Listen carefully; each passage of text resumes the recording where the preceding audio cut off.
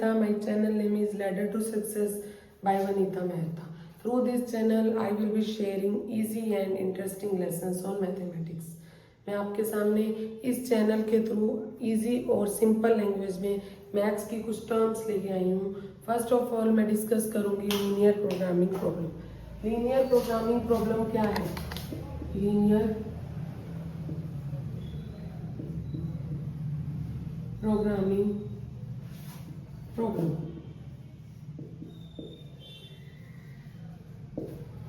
Linear means no power term.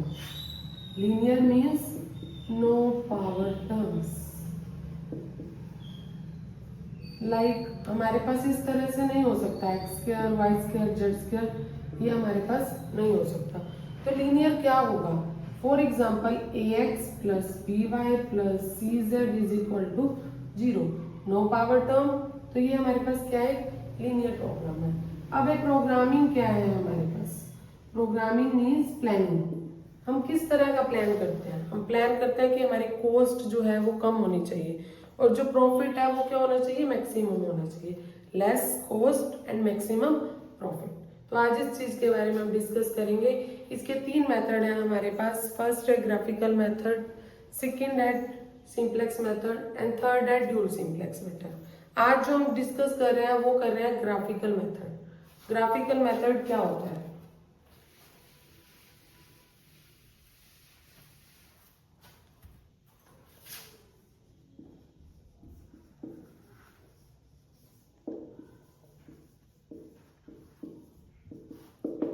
इससे पहले मैं 3 कंसेप्ट आपके साथ डिस्कस करती हूँ जो हमारे पास ग्राफिकल में भी यूज होगा, सिंप्लेक्स में भी यूज होगा और ड्यूल सिंप्लेक्स में भी यूज होगा.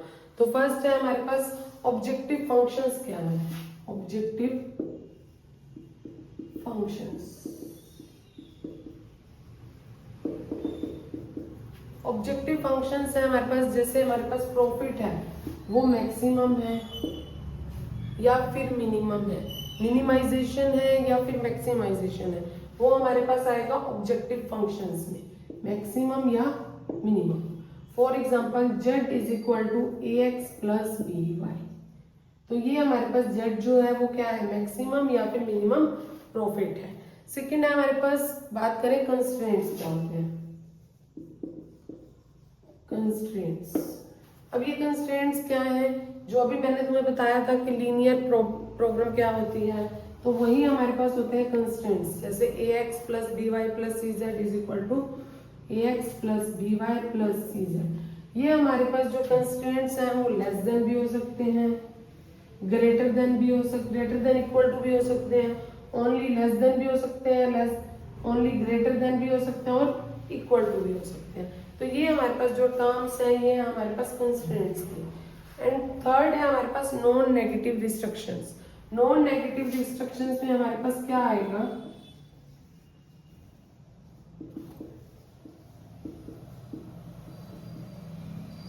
मींस जो हमारे क्वाड्रेंट 4 क्वाड्रेंट होते हैं उसमें x और y की वैल्यू पॉजिटिव होनी चाहिए always.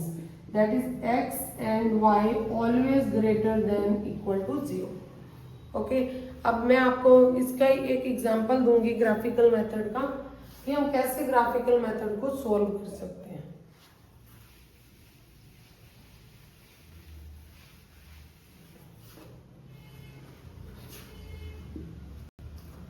For example maximum z is equal to 2x plus 3y. Objective functions हो गए. Maximum z is equal to 2x plus 3y. Next है subject to constraints.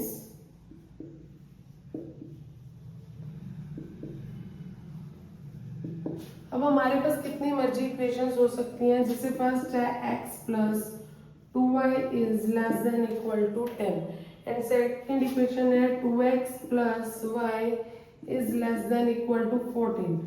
And third मैंने बताया था आपको कि हमारे पास नॉन नेगेटिव रिस्ट्रिक्शंस हैं. मींस x और y जो है वो always greater than equal to 0 होना चाहिए, मींस पॉजिटिव होना चाहिए. तो मैं इसको इक्वेशन 1 लूंगी एंड इसको इक्वेशन 2 लूंगी. अब मैं इस इक्वेशन को सॉल्व करूंगी. अभी हमारे पास इसका कोई वर्क नहीं है, इसका वर्क बाद में है. सबसे पहले हम इन 2 इक्वेशंस को सॉल्व करेंगे. इन दो इक्वेशन के थ्रू हम एक ग्राफिकल मेथड को रिप्रेजेंट करेंगे। तो कैसे ग्राफिकल मेथड को रिप्रेजेंट करेंगे? फर्स्ट इक्वेशन है x plus 2y less than equal to 10।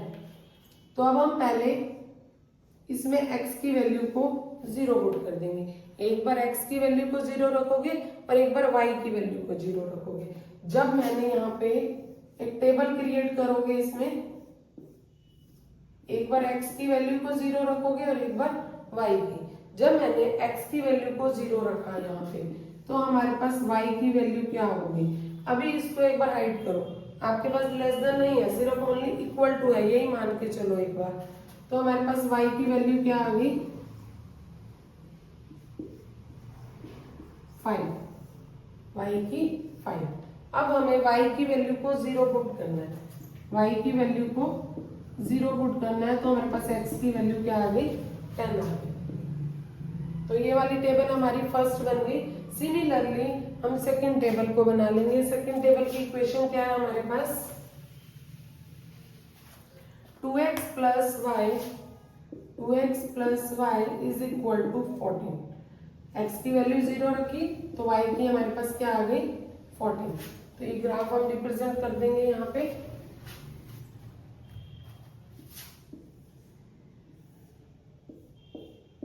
ये टेबल सेकंड है हमारे पास कि x की वैल्यू जब हम 0 रखेंगे तो हमारे पास y की वैल्यू क्या आई? 14। सिमिलरली अगर हम इसमें y की वैल्यू को 0 रखते हैं तो x की वैल्यू हमारे पास कितनी आ जाएगी? 7। तो अब ये दो हमारे पास टेबल आ चुकी हैं, दो इक्वेशंस थी, दो टेबल आ चुकी हैं। जो थर्ड इक्वेशन थी वो तो यही है कि हमारे पास नो नेगेटिव रिस्ट्रिक्शंस हैं, x and y always greater then 0। अब हम इसका ग्राफ ड्रॉ करेंगे, देन हम देखेंगे कि इन दोनों टर्म का मीनिंग क्या है।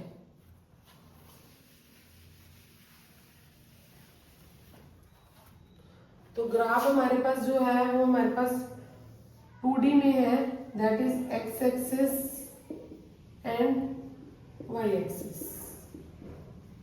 Horizontal means x axis and vertical means y axis. तो यहाँ पे हम वैल्यूज कैसे लेंगे? हमारे पास यहाँ पे डिस्टेंस जो है वो इक्वल होना चाहिए। जैसे हमारे पास है x की वैल्यू 0 और कहाँ तक जा रही है? 7 तक जा रही है। तो हम दो दो का गैप भी ले सकते हैं, एक एक का गैप भी ले सकते हैं इसमें। फॉर एग्जाम्पल मैंने लिया 2 का गैप। सिमिलरली मैंने y में लिया 2 का गैप।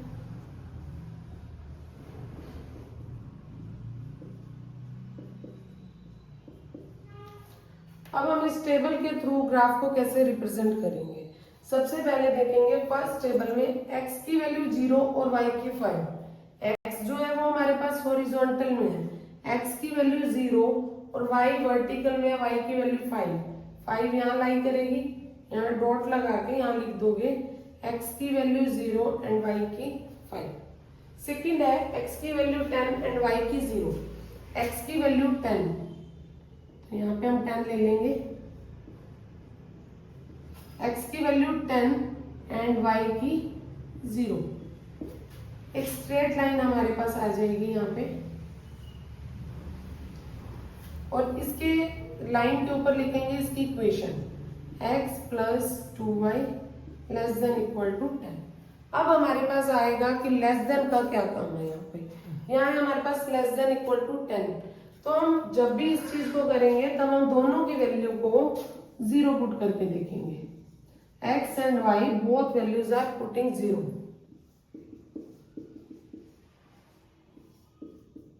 क्या 0 जो है वो छोटा होता है 10 से? यस, ट्रू है इक्वेशन। जब भी हमारी स्टेटमेंट ट्रू होगी तो हम कहाँ जाएंगे? ओरिजिन की साइड। ये है हमारे पास ओरिजिन की साइड हम शेड कर देंगे इसको। ठीक, ऐसे ही हम सेकंड इक्वेशन का ग्राफ ड्रॉ करेंगे और फिर हम शेडेड करेंगे किसके थ्रू? इसके थ्रू करेंगे, लेस देन के। अब जैसे इसमें 0 और 14, 0 x और y 14, 0 एंड 14। फिर है 7 एंड 0, 7 एंड 0। अब एक फिर से हमारे पास स्ट्रेट लाइन आ गई, इसके ऊपर हम लिख देंगे इसकी equation 2x plus y less than equal to 14। अब 0 पुट करेंगे x और y में, 0 plus 0 less than equal to 14। क्या जो 0 है वो छोटा है 14 से? यस, ट्रू है। तो फिर हम किस साइड मूव कर रहे हैं? ओरिजिन की साइड मूव कर रहे हैं। अब इतना करने के बाद हम ये देखेंगे कि इसमें कॉमन रीजन क्या है। हम इस साइड जा रहे हैं, लाइंस इस साइड नहीं है, तो कॉमन रीजन ऑलवेज किस साइड आएगा? इसी साइड आएगा। तो ये जो रीजन है ये हमारे पास क्या हो गया? कॉमन हो गया। तो ये हम शेड कर देंगे इस रीजन को। अब जिस रीजन को हमने शेड किया है उस रीजन के थ्रू हम पॉइंट्स निकालेंगे, जो हम मैक्सिमम और मिनिमम अगर हमें दिया होता है तो उस पॉइंट में देखेंगे कि हमें कितना प्रॉफिट हो रहा है, किस पॉइंट पे प्रॉफिट हो रहा है। तो अभी इसके पॉइंट्स क्या आए? ओरिजिन पे तो ऑलवेज वैल्यूज क्या होंगी? 0 0 होंगी। ये पॉइंट है, इस पॉइंट पे क्या है वैल्यू? एक वैल्यू होगी 0 0, नेक्स्ट हो गई 7 0। अब ये वैल्यू का हमें नहीं पता कि इसकी क्या वैल्यूज आएंगी, तो ये किसके थ्रू आएंगी? ये जो लाइन है क्या कर रही है? इंटरसेक्ट कर रही है। जब दो लाइनें इंटरसेक्ट कर रही हैं तो हम उसके थ्रू x और y की वैल्यू फाइंड कर सकते हैं। दो इक्वेशंस हैं हमारे पास, दोनों इक्वेशन को सब्स्टिट्यूशन या फिर एलिमिनेशन मेथड से हम x और y की वैल्यू को फाइंड कर लेंगे। और d हमारे पास क्या, यहाँ पे ये वैल्यू क्या है हमारे पास? 0 and 5। O A B C, B की हमें फाइंड करनी है, O A B C। तो हम किसकी वैल्यू को फाइंड करेंगे? अब B की वैल्यू को फाइंड करेंगे। दो इक्वेशंस हमारे पास कौन कौन सी हैं? ये दो इक्वेशंस हमारे पास है। कैसे हम फाइंड करेंगे वैल्यू को?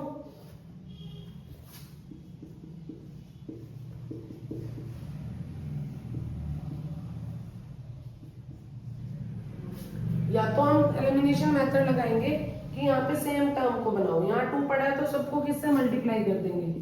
2 से मल्टीप्लाई कर देंगे। तो इक्वेशन क्या बनी? 2x plus 4y is equal to 20 and 2x plus y is equal to 40। Sign change हो जाते हैं इसमें, तो 4 ये माइनस जो है इसके पास चला जाएगा, 4 minus y, 3y is equal to 20 minus 14 6। तो y की वैल्यू क्या आ गई हमारे पास? 2। और सिमिलरली हम किसी में भी किसी भी इक्वेशन में y की वैल्यू पुट कर दो और हमारे पास किसकी वैल्यू आ जाएगी? x की वैल्यू आ जाएगी। जैसे मैंने इसमें किया, x plus 4 is equal to 10।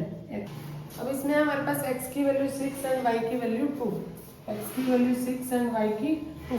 अब इस पॉइंट्स की जो वैल्यूज है हम इसे पुट करेंगे मैक्सिमम z में, कि हमारे पास जो प्रॉफिट है वो मैक्सिमम कितना आ रहा है। तो सबसे पहले हम पुट करेंगे 0 0। तो हमने इसमें पुट किया z is equal to 2 into 0 plus 3 into 0, 0 plus 0 is equal to 0।